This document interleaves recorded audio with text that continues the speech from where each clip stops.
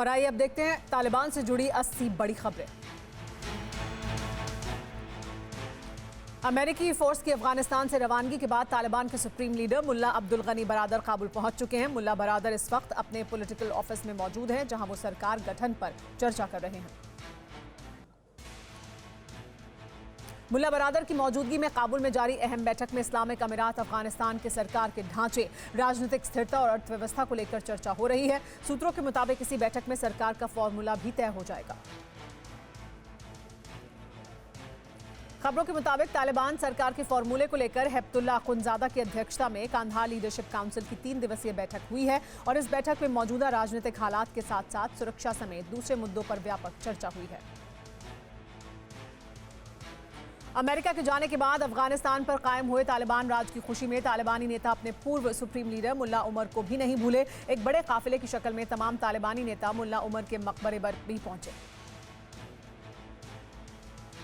अमेरिकी फौज की वापसी के बाद काबुल एयरपोर्ट पर तालिबानियों ने शुक्राने की नमाज अदा की। इस नमाज से पहले बाकायदा एक तालिबानी मौलवी ने आजान देकर सभी सदस्यों को एक जगह पर इकट्ठा किया। इसके बाद सभी ने अमेरिकी एयरक्राफ्ट का जायजा भी लिया।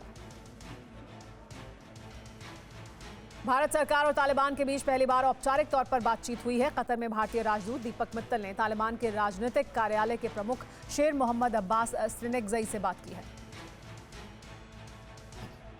तालिबान से बातचीत में भारत ने दो टूक कहा कि अफगानिस्तान की जमीन का इस्तेमाल किसी भी हाल में भारत विरोधी एक्टिविटी में नहीं होना चाहिए। भारत ने कहा कि हक्कानी नेटवर्क लश्कर और जैश के साथ मिलकर ISI अफगानिस्तान को एंटी इंडिया मूवमेंट का सेंटर बनाने की ताक में है।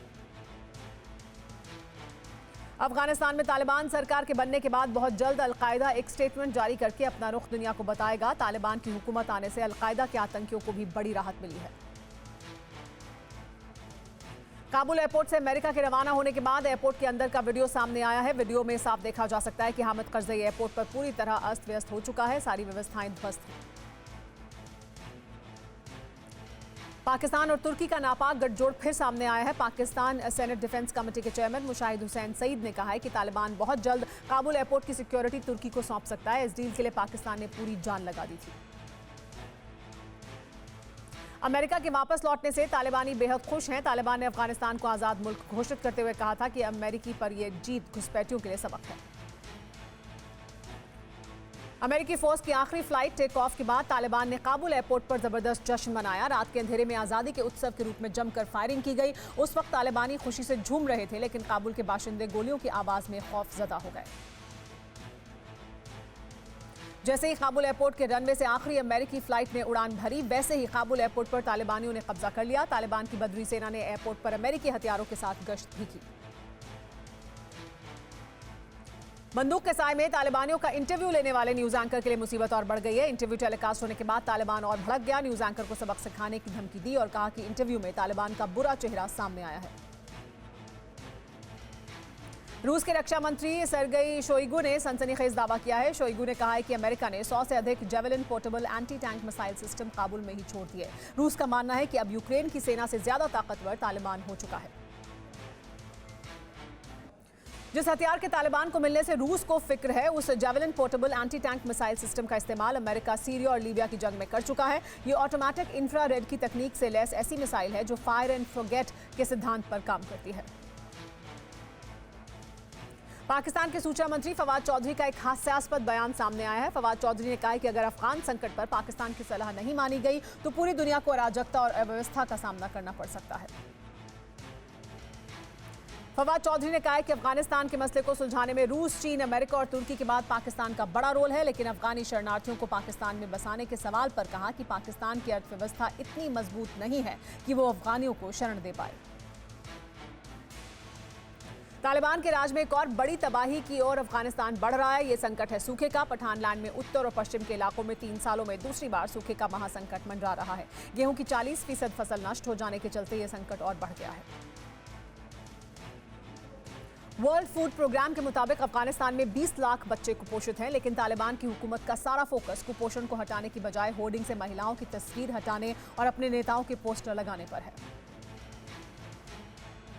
अफगानिस्तान में जमीन खोने के बाद अमेरिकी राष्ट्रपति जो बाइडेन के भविष्य पर कयासों का दौर शुरू हो गया है। कुछ लोग इस फैसले को गलत बता रहे हैं तो कुछ का कहना है कि अमेरिकी सेना की लड़ाई खत्म हो गई है, लेकिन बाइडेन के लिए यह लड़ाई की शुरुआत है।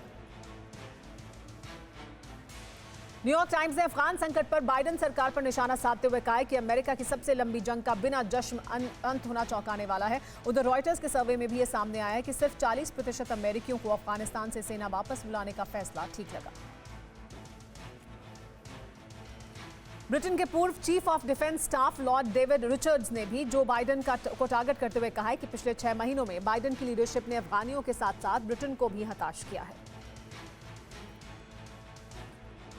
तालिबान सरकार के गठन से पहले पूर्व अमेरिकी प्रेसिडेंट बराक ओबामा को सोशल मीडिया पर ट्रोल किया जा रहा है। दरअसल ओबामा ने साल 2014 में 5 तालिबानी आतंकियों को क्यूबा की ग्वांतानामो जेल से रिहा किया था। अब यही आतंकी तालिबान कैबिनेट में बड़ा कद पाने वाले हैं। अमेरिकी सैनिक सार्जेंट बाओ बैरकडाल के बदले 2014 में ओबामा सरकार ने खैरुल्लाह खैरख्वाह के साथ मोहम्मद नबी, मोहम्मद फजल, अब्दुल हक वासिक और मुल्ला नूरुल्लाह को रिहा किया था। इनमें से कुछ को तालिबान की सरकार में जिम्मेदारी दी जा सकती है। हमने की गलती फिर एक बार, कोरोना ने किया दोबारा प्रहार। मास्क, 2 गज दूरी, करें अपनी सुरक्षा खुद।